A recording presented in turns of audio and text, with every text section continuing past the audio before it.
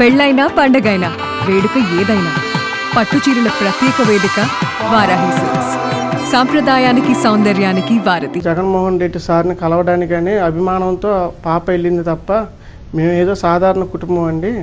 ఏదో నేను చిన్న ఉద్యోగం చేసుకొని బతుకుతాం, అంతేగాని పాపని ఏదో ఢిల్లీ పబ్లిక్ స్కూల్లో వేసి మేము లక్షల ఫీజులు కట్టి చేసేవాళ్ళం ఏం కాదండి.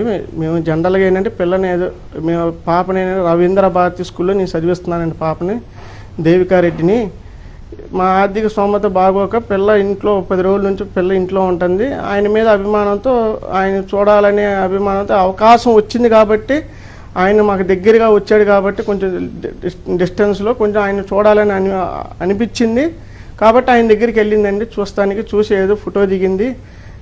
దీన్ని ఒక ఇష్యూ లాగా తీసేసి మామూలుగా ట్రోలింగ్ చేసి సోషల్ మీడియాలో అసభ్యంగా ఈ రకంగా అనేది పెడుతున్నారండి. ఆ రకంగా అనేది దయచేసి పాప మీద మాత్రం ఎట్టి పరిస్థితుల్లో పెట్టమాకండి దయచేసి.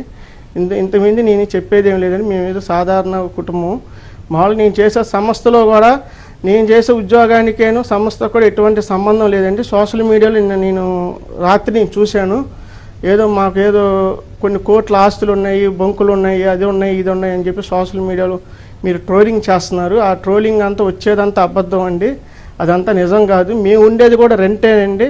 మేము ఉండేది కూడా ఇప్పుడు ప్రెజెంట్ ఏంటంటే ఉండేది కూడా రెంటే. ఆ రెంట్ ఇంటి అద్దె కూడా మేము కట్టేది 7,000 కడుతున్నాం. ఆ 7,000 కడతానికి కూడా ఇబ్బంది పడి మేము ఉద్యోగం ఏదో చేసుకొని బతుకుతున్నాము.